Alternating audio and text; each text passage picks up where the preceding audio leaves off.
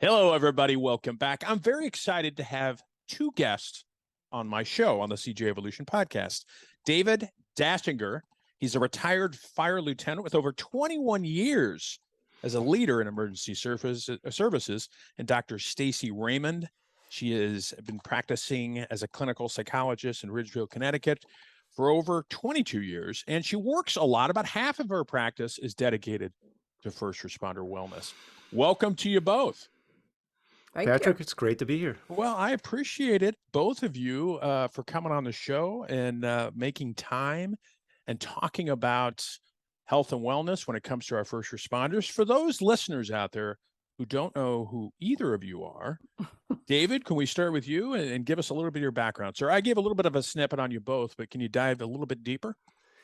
Yeah, I started as a volunteer. I mean, this is how crazy it was. We literally bought the house next to the firehouse, and I moved in thinking, is this going to be a lot of noise, sirens, trucks coming and going at all hours of the night? I got invited to a barbecue. Okay, it's next door, why not? And they said, well, come on down to a drill. And I went to a drill. Now, this is like the furthest thing from my skill set, which I was in the music business. So, doing something like that was whole different universe, but I found myself getting fascinated with it and falling in love with it. So one thing led to another, became a member, became an officer. One day I worked with a paramedic who said, you can get hired as a career firefighter, and started taking tests, and actually got hired at the first municipality that I tested at.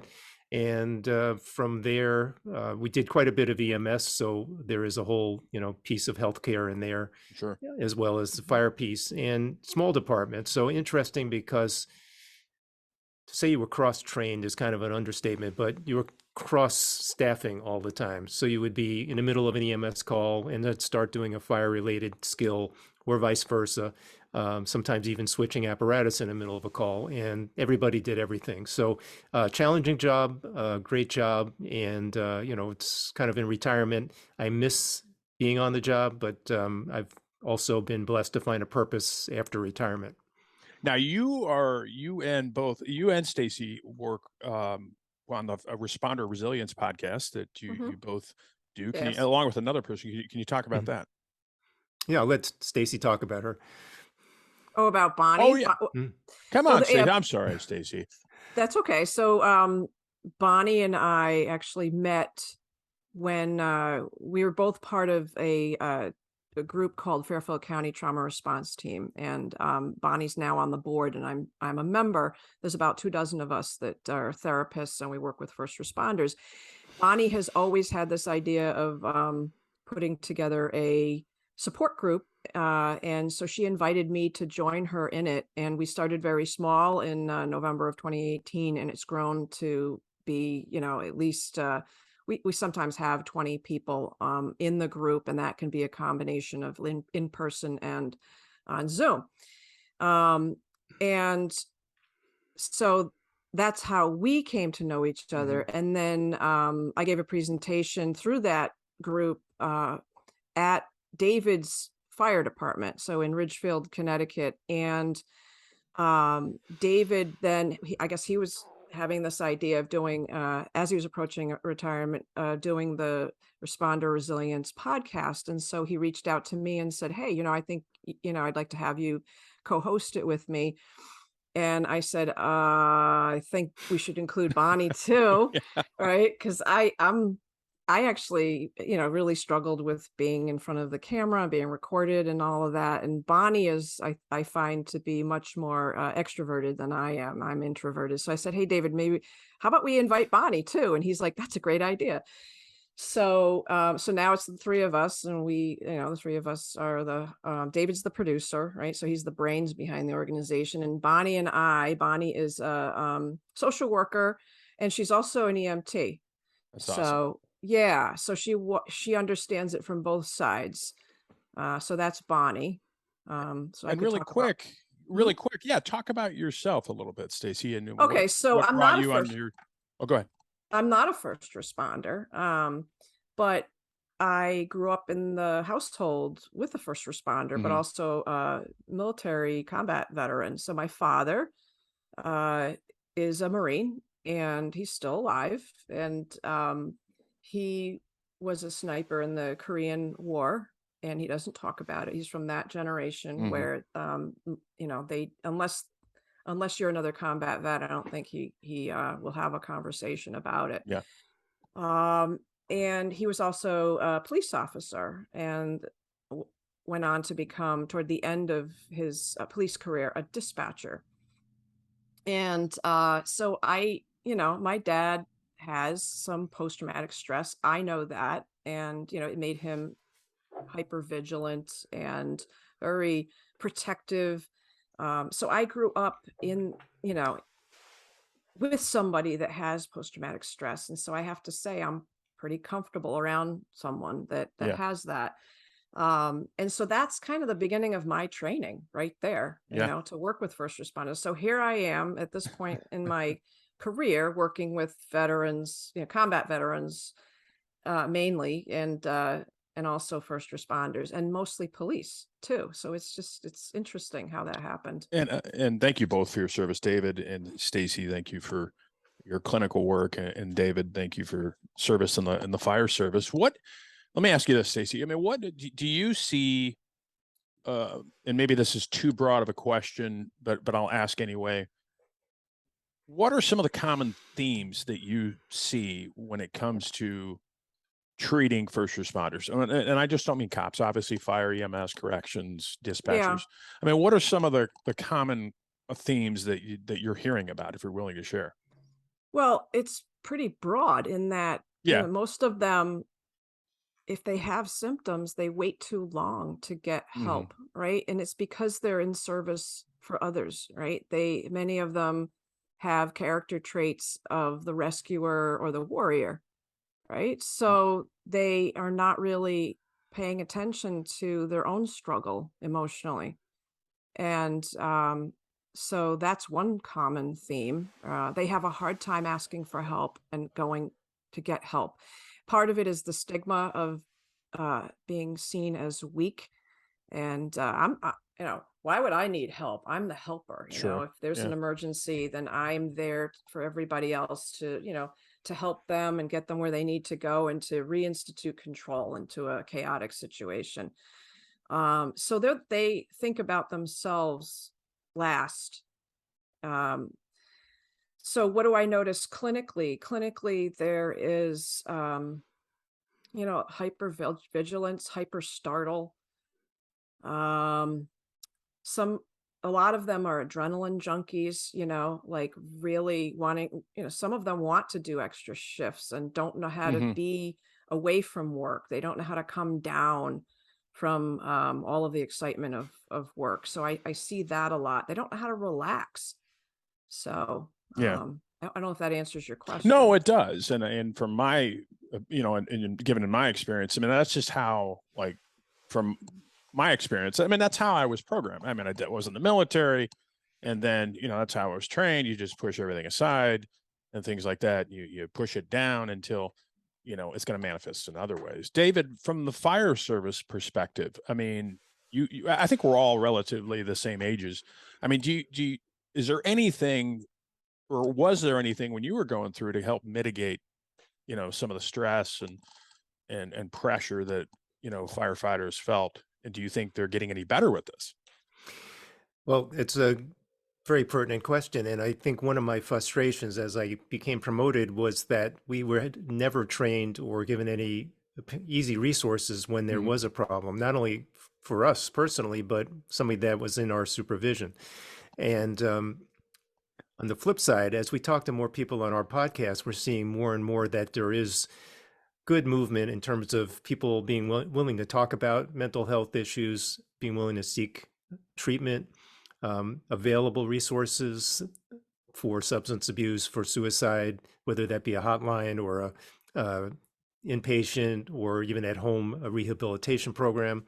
And just the fact that the Fairfield County Trauma Response Team makes these visits to police and fire stations. I'm not sure, do you guys do EMS visits, like I haven't, but Bonnie presentations? has definitely, and she's the person to do it because she's an EMT, Right. you know.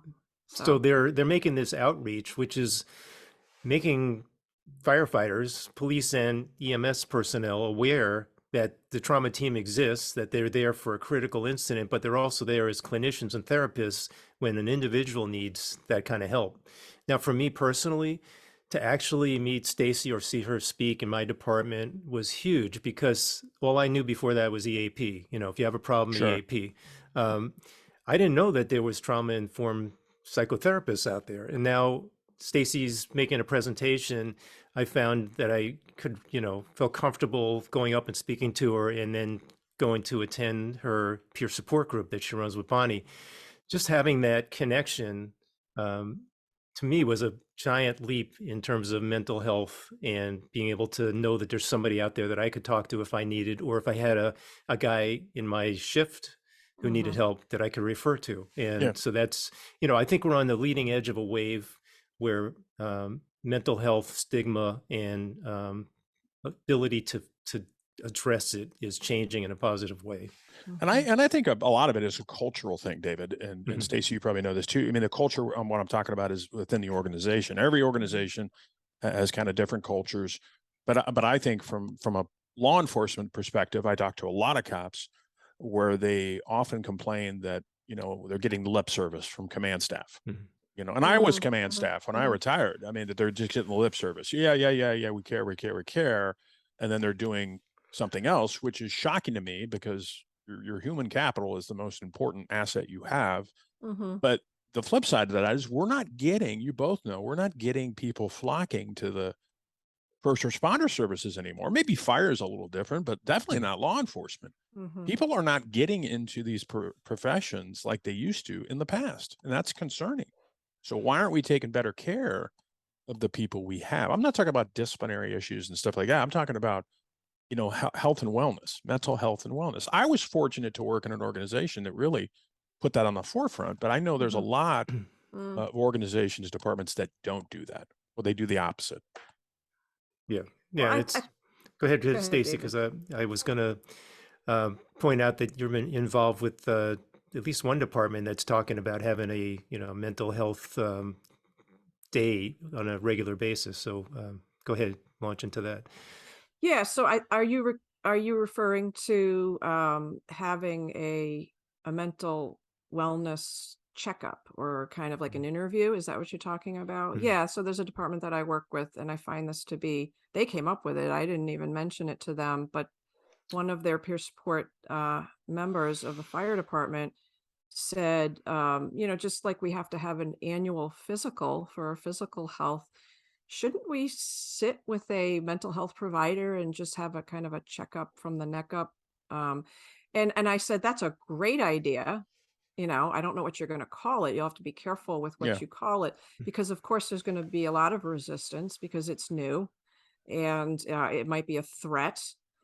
But, I don't know if they're going to make it mandatory or optional. But my sense of it is with the right therapists doing those interviews, I'm just going to call it an interview. Yeah, absolutely. Have it be an opportunity,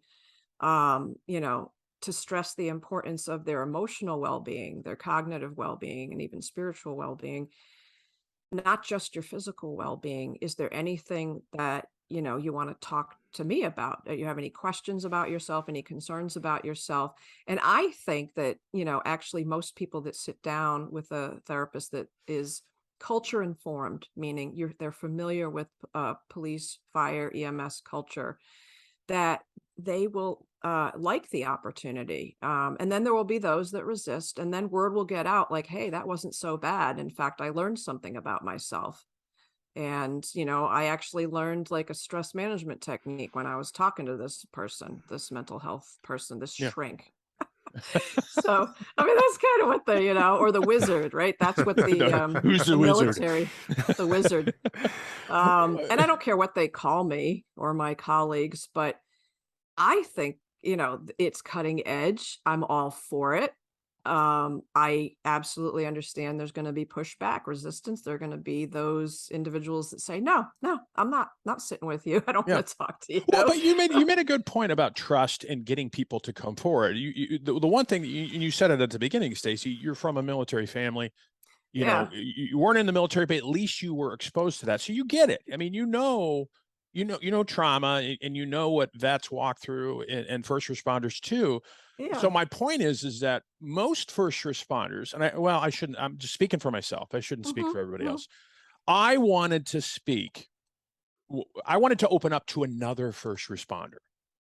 I wanted to open up to somebody, man or woman, who has walked in my shoes, because I think that breeds more trust. I'm not saying, and this isn't a dig for private clinicians out there who have never been in the military or first responder field. I'm just saying that I think that breeds a little bit more trust, David. I don't know what your thoughts are on that. Well, that's probably exactly what the peer support model is based on. Yeah. And that's why it's so successful, is that is the first line of resource and help when somebody's having a problem, is talk to somebody who's a peer, whether they're, somebody you work with or a neighboring department, or in some cases it could be on a national, call line, like cop line. That's our comfort zone, right? That's the highest level of trust we're going to have with somebody sharing, is somebody who's walking in our shoes, basically. And then sometimes it's on recommendation. In my case, it was meeting Stacy, hearing her present.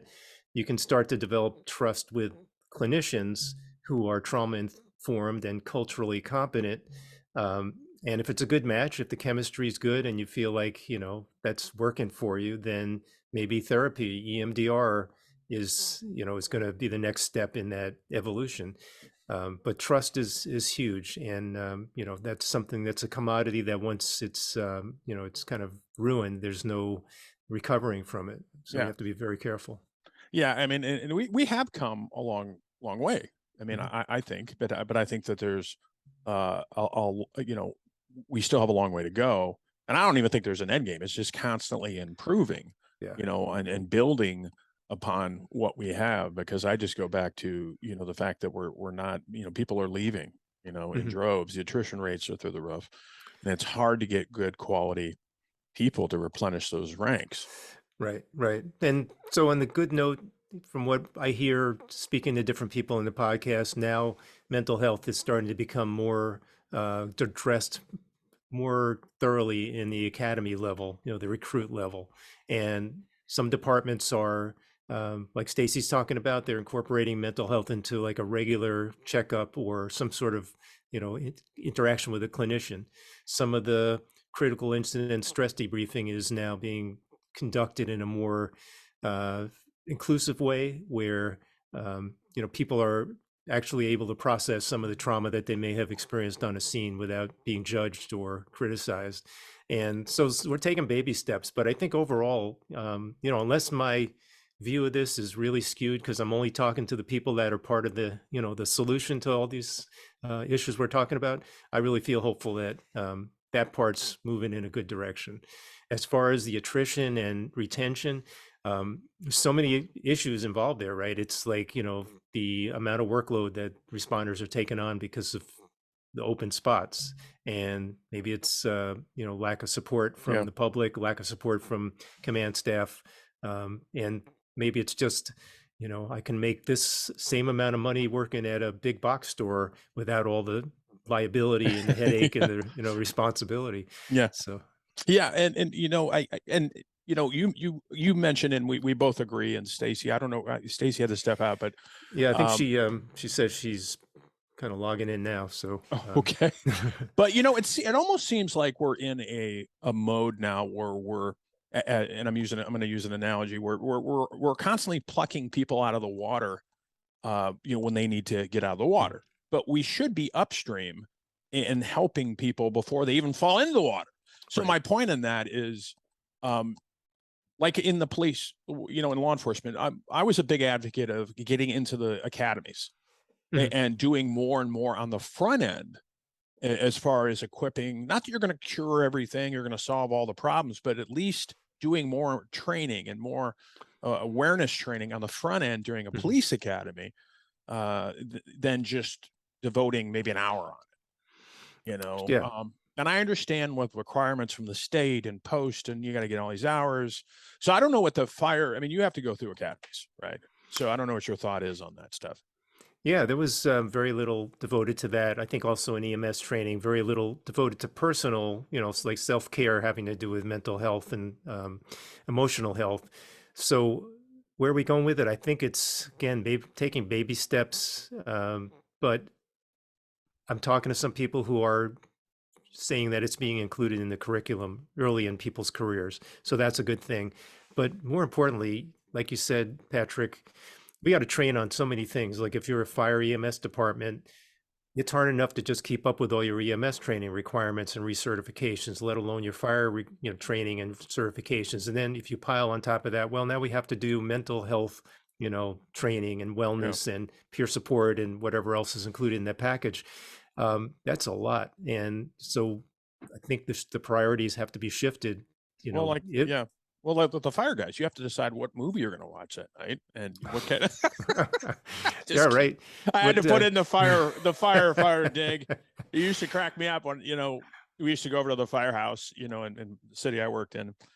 Man, they had all this stuff. They had big, huge screen TVs, recliners, the recliners, and I'm like, what the heck? We don't get anything.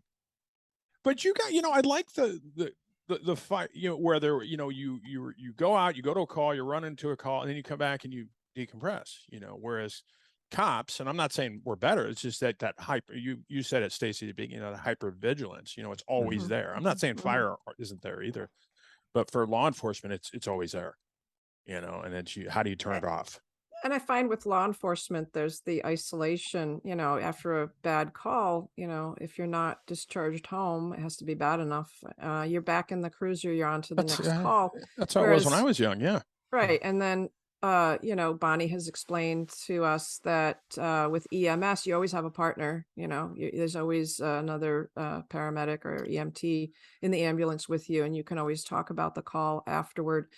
And then fire, they go back to the fire department and, take care of their apparatus and maybe if they need to get changed. Well, but then they might have a meal together, and there's an opportunity to, if not talk about it, but at least blow off some steam and be with other people. Right. And that's where the gallows humor kind of comes in, and people decompress that way. It's a very healthy way to do that. So there's not the aloneness, like the healing comes in connection. It comes in connection. Isolation is the worst thing after you've been through trauma. Isolation, extended isolation is it's really when your mind goes off into the weeds, right? And you keep seeing it, you keep hearing it. And they start wondering, why am I having this problem? What's wrong with me? And I can just see how police are so much more plagued with that because of the isolation than fire and EMS. So yeah, I mean, you make a good point. I never really thought about it, but most apartments out there are solo cars. I mean, they're they have people they show up on calls with, other cops, but I was a solo car. I didn't have a partner with me or anything, unless you're like a big agency like LAPD or Chicago. They ride 2-man cars, but you're right. I mean, not that you can't go back to the PD and talk about it, but you made a really good point, that you're always with a crew, like in the fire crew and EMS, whereas law enforcement, a lot of times you do a call and you're back in your patrol car, you're off alone. So you made a really good point. And I was telling, Dave before we started that, I suffered, I ended up in treatment because as you mentioned, like isolation. I thought it was just something I needed to do. I used to get off, didn't talk about anything, just go isolate for about an hour. But it's not healthy, obviously. You can't, keep isolating because obviously that's not healthy. But trying to convey that to people, you both know, try to convey that to a first responder that's not healthy, and getting them to take steps to kind of break that cycle is another thing. Right. And how do you do that in police work? Like, just by design, since you're, say, in a single person car, how do you build in some social interaction where maybe a couple of officers can speak after a call to diffuse, decompress? what does it take to kind of build that into the operation? Yeah.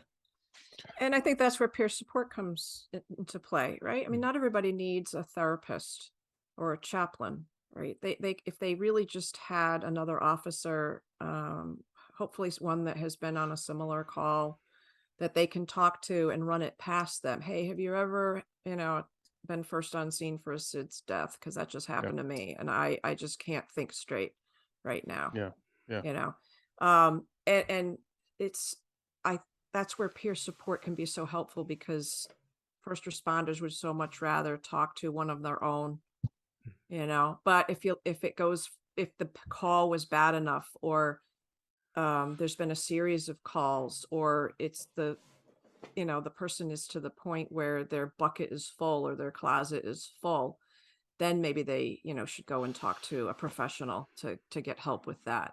Yeah, because like you said, I mean, there's only so much. We're not designed, or as humans, we're not designed to see the trauma that we see on a Oh, daily basis. I mean, people, citizens, I mean, they might experience, and I'm not trying to mitigate it or make it sound worse than it is. I mean, they got a handful of bad things they have to go through throughout their lifetime. First responders, I mean, and this is what they signed up to do. They're seeing it every day.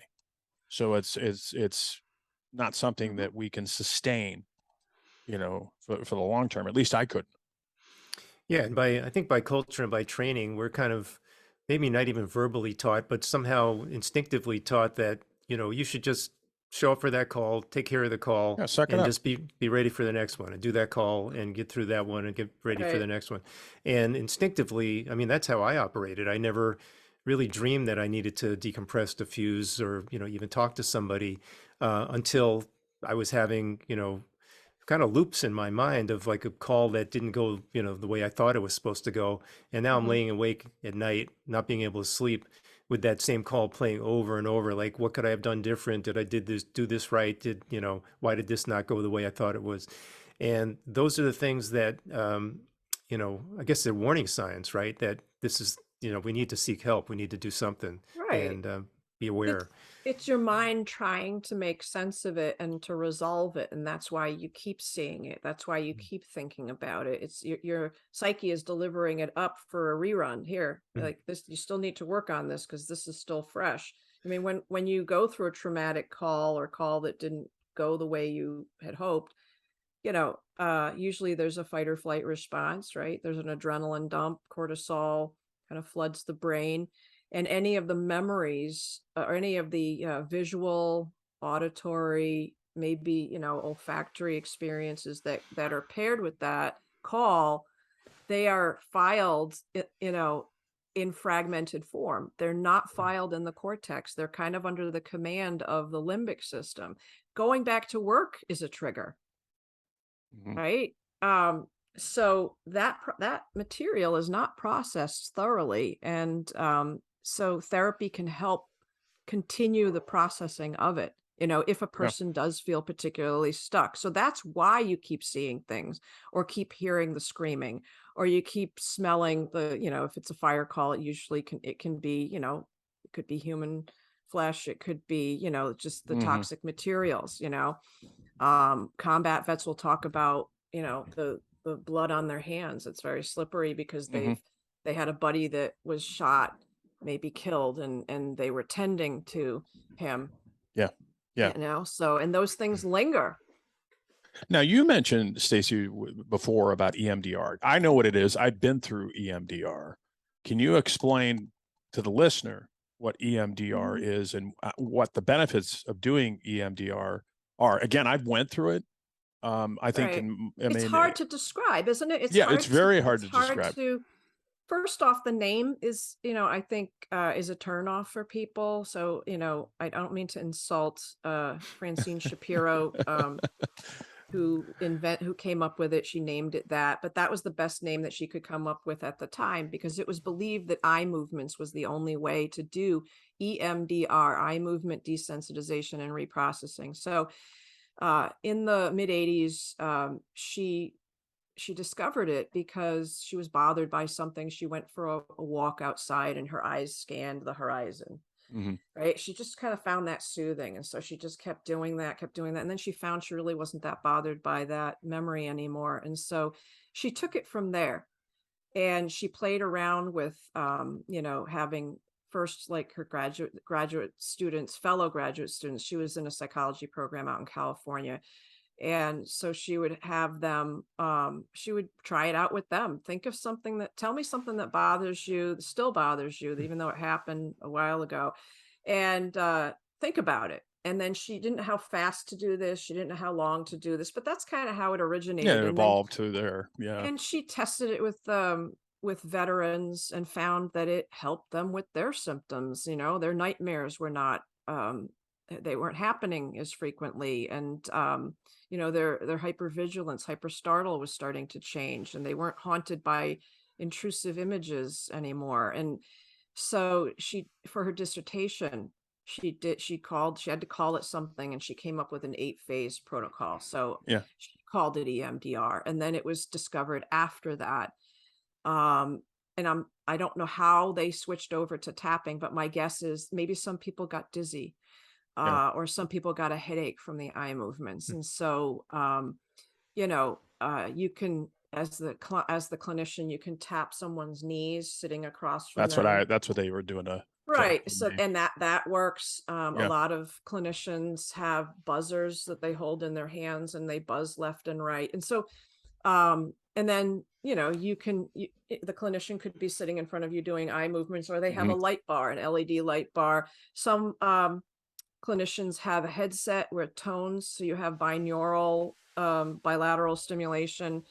The theory behind it initially was that, when we sleep at night and we dream, that's when we are trying to digest or heal anything that happened during the day or the week that is unsettling to us. Either it's confusing, it's new, or it's bothersome. We'll dream about it. If it's really bothersome, we'll have a nightmare about it. And a nightmare is a failed dream. We wake up from it, and the healing hasn't happened. It hasn't been processed. Yeah. So rapid eye movement, sleep, our eyes go back and forth very quickly during that. And so that was Francine Shapiro's first idea or theory. Yeah. As to why it works. And so, hey, why not? Let's do this during the wake state. Have somebody think of something that still bothers them. How do you know it still bothers you? Well, you have to be in your body. You can't be numb, and you can't be floating, being dissociated. And you go back to the memory, and it just makes you tense, or it makes you sad or angry, or it gives you some disturbing feeling. And, we can ask the person to focus on that. And then, I'm simplifying it. There is a process. Sure. You do an interview with you do a history, you make sure that they're ready for EMDR. You don't just jump in and do EMDR. And there's a series of questions to find, okay, what's going to be that first memory that we work on. And then there's questions after that. So her idea was, let's just have the person focus on an unsettling memory, and then we'll do kind of rapid eye movement during the wake state. And it's not hypnosis. The client is fully aware. They're not in a trance or anything. They know exactly what's going on. And what we tend to find is that it's about 3 times faster than talk therapy. And I find that it goes a lot deeper than talk therapy, in that sometimes, there's like a full body shock that happens, whether, like, let's say a car accident, or a rape. And talking about it is not going to kind of clear that from your nervous system. It's not going to clear it out of your body. But there's, EMDR is considered a bottom up therapy, where we focus on the body. What do you feel in your body? Where is that emotion rated on a scale of 1 to 10? And then what's the negative belief that you have about yourself? And, we process it from there. Talk therapy is considered a top-down approach to healing. Sure. Right? But if you think about it, trauma is not lodged in the cortex. So talking about it is kind of a backwards way of getting to it, in my opinion. Trauma is lodged in the limbic system. It's amazing how, thank you for that explanation, Doctor. It's amazing, like when Dave and I were talking a little bit about this, when he and I got on this, I mean, we didn't talk about things like mindfulness and EMD. We didn't know any of this stuff, at least I didn't. Yeah. But it's amazing what we're doing and what we're discovering now, that we can use is, for different treatment modalities like EMDR and RRT. When I went through treatment, I went through EMDR, RRT, I did neuroscans, I did neurostimulation on my brain. All these, now they're talking, you both probably know this. Now we're learning, and because you're a clinician, doctor, I mean, they're treating certain patients with ketamine and other things. And I mean, stuff like, I was like, a couple of years ago, I'd be arresting for people for this stuff. And now we're using it. Well, I'm not treating people with low dose it's low dose ketamine. Well, that's too. what I mean. But the point is now as we progress and we evolve, we're figuring out that, look, there's some medicinal and there's some clinical with benefits to this psilocybin. stuff. Magic mushrooms, and also MDMA, which is the non-street version of ecstasy. Yeah. Yep. But Dave and I were talking about mindfulness, right, Dave, and meditation, and I made the joke with Dave, a couple of years ago, or maybe a handful of years ago, I would have been laughing if somebody said, "Why don't you try meditation?" I was like, "What?" Right, and no. That's what we were talking about earlier. Is that the word meditation almost has this, connotation of, somebody in yoga pants sitting cross-legged in front of a waterfall and, in a lotus position, all this stuff. And, and you have to be doing it for 20 minutes at a time or a half hour, and no first responder. Longer. No first responder is going to be able to pull over the police car next to a waterfall and put on the yoga pants. I mean, it's nuts, right? And even if you could do it at the firehouse, nobody's going to, maybe somebody does someplace, but most people I know would never, say, I'm going in the back room to meditate, call me in 20 minutes. So the good thing is that, in some of our work with meditation, which is sort of a side thing from everything else I'm doing, we've adapted a certain kind of meditation specifically for first responders that can be used in the middle of a stressful situation, even while responding. Like, I've used some of them in the fire engine responding to a call. And so there's a whole opportunity there to bring whatever you want to call it, meditation, mindfulness, present moment awareness, de-stressing, calming techniques to first responders so they can do their job better, so they can make better decisions. Because let's face it, when the shit's hitting the fan, you got to, get whatever information you can and have to make an informed decision that could be life or death, or at least have huge consequences. Why not, take advantage of every tool that you can to make sure you're able to be clear and present to make that decision. Right. Yeah, you're right. I mean, it's the more tools we have, the better off we're going to be. And I think, like we were talking about, Dave, there's still a long way to go, but I think it just amazes me still how much we have now than when you and I did it. When we first got in. What works for one person doesn't always work for someone else, right? So it's finding what works for you, right? Every once in a while, I encounter somebody who says, this EMDR, it doesn't really, I feel the same. I don't, it's like 1 in 100. EMDR is not effective for, but there are other, ways that a person can calm their nervous system down. The one thing that really worked for me, Stacy, and you both probably know this, there's neurostimulation. Where they map your brain. They do this down at where I went through treatment, the company I work for now. They map my brain and they said, all right, this is what you're suffering from. It's run by clinicians and experts and all those. Is it neurofeedback? Is that what you're talking about? Well, it's neurofeedback and neurostimulation. Oh, so okay. it's actually where they scan your brain. It's cutting edge stuff. And they can say, all right, Pat, you're suffering from depression, isolation. And then through a series of neurostimulation treatments where they actually little microamps of stimulation in those areas of the brain. I see. Yeah. Right. And then it helps regenerate that part of the brain that was damaged. Yes. Now the key to that, and it's amazing stuff. I did 18 sessions of that. But the key is that you have to, you can't fall back into, or you shouldn't fall back into your addictive behaviors and stuff like that, or you lose that, obviously. Of course. But it really is amazing treatment. So that was huge when I went through that. It was like a light switch one day. I was like, oh my God. It was coupled with all the other different treatment I was doing. Right. But sometimes you need to try a couple different things in combination, right? Yeah. there's also something called TMS, transcranial magnetic stimulation. So that's what makes me think of like what you were talking about, Patrick. That sounds like electric shock therapy. What you're No, talking it's not. about. It's actually for the treatment-resistant depression. Those patients that have been tried on numerous Oh, okay. different antidepressants, and it's either the side effects are just overwhelming, or they just don't get any relief, or both. Yeah. TMS is an option where it's two magnets, really.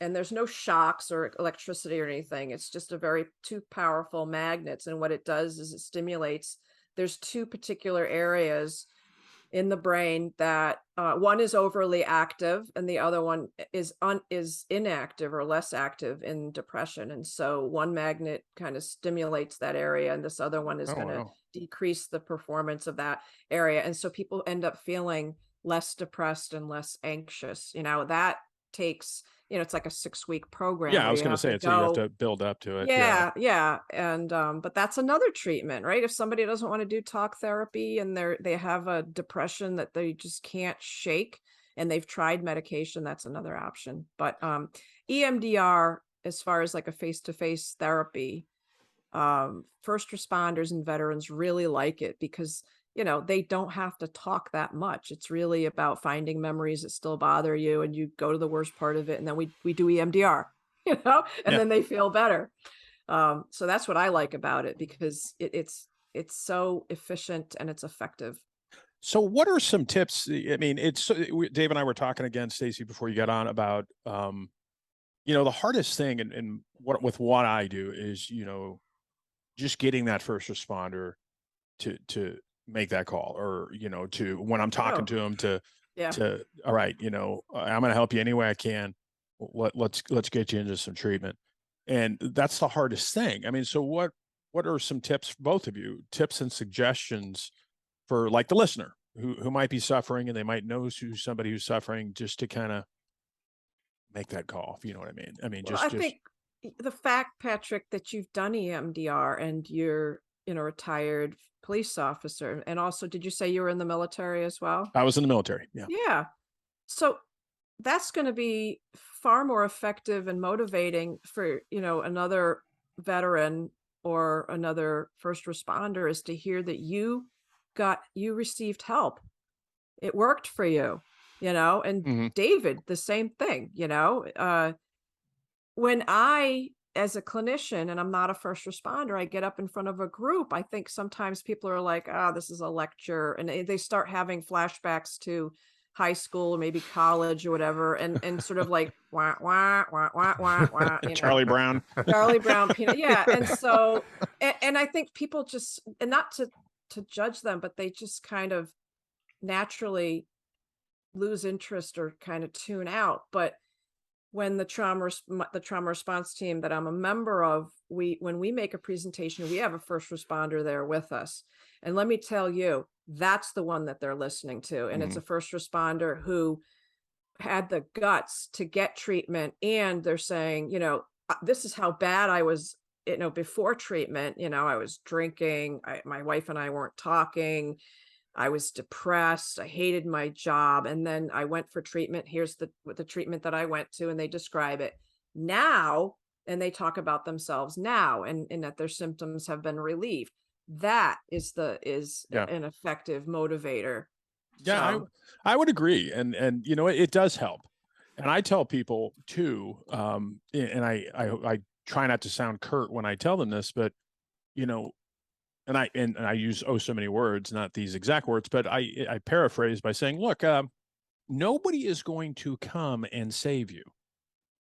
Nobody's going to swoop in and say, you have to learn how to save yourself. One of the best things I learned in treatment was I had to be extremely selfish, not narcissistic or anything like that, but extremely selfish when it came to my self-care.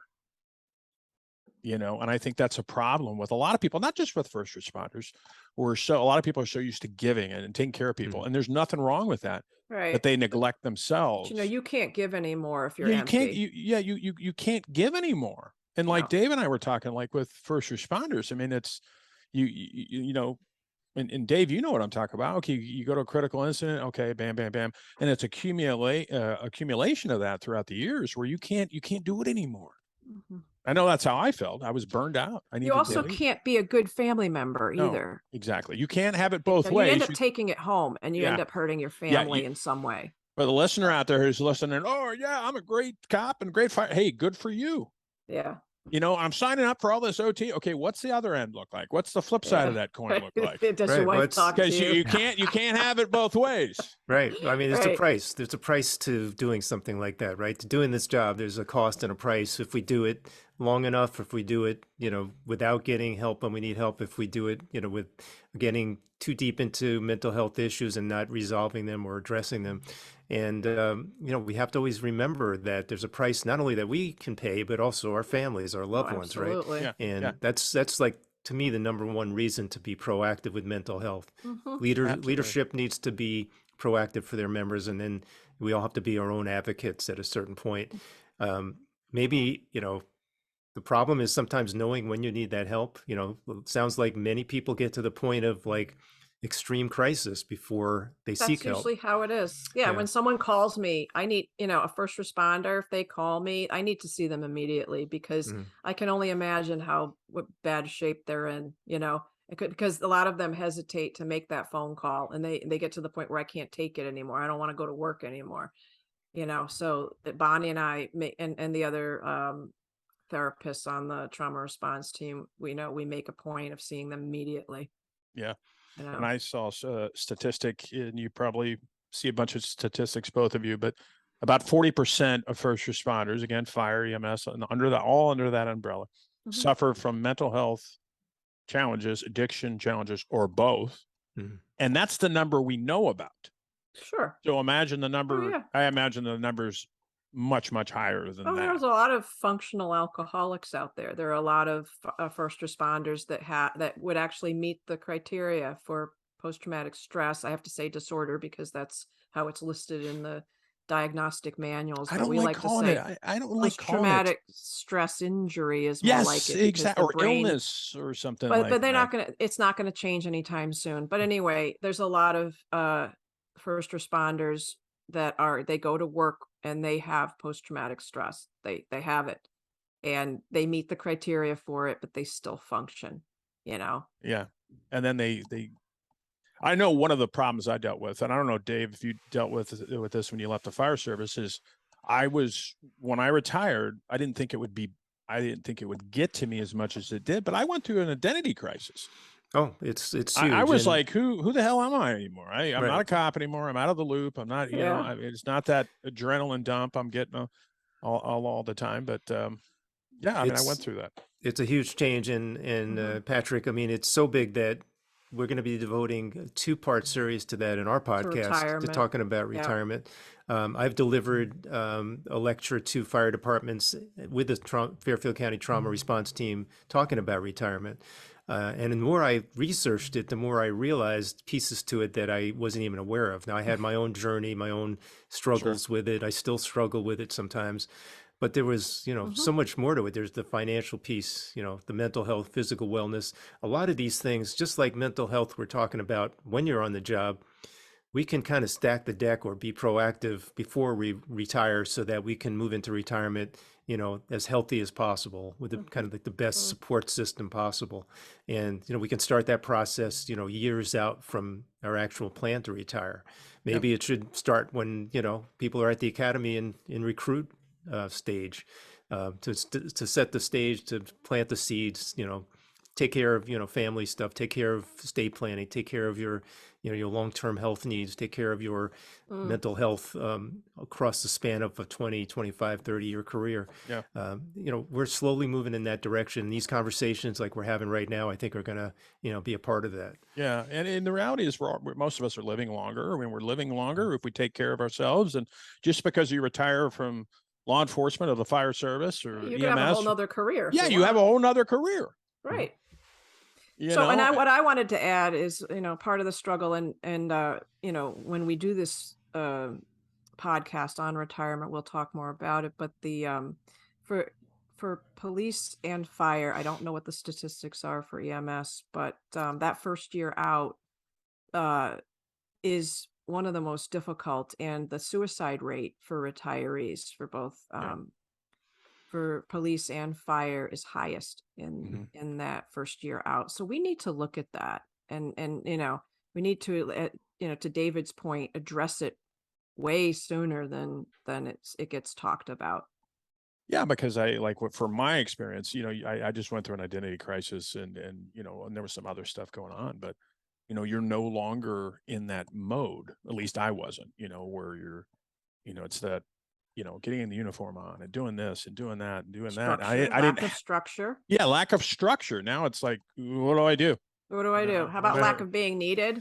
Yeah, that's a good one. Lack of being needed, wanted, feeling like you're making a difference. Yeah, purpose. Yes, you're purpose. no longer part of that team. And, there's a certain amount of pride, I think, and even I'll go so far as to say ego in being a first responder, cop, firefighter, paramedic, EMT, dispatcher. I mean, that is, in some ways, it's, as we say, the greatest job in the world. And there's a reason we say that is because, you are in this unbelievable position to, be part of a team of people that is going out there and dealing with adversity with the tools to solve people's problems, or at least help to solve their problems. Right. What greater level of being of service really than that, where there's can always, usually or often be a positive outcome. And so to set that aside one day, you're not going to work anymore.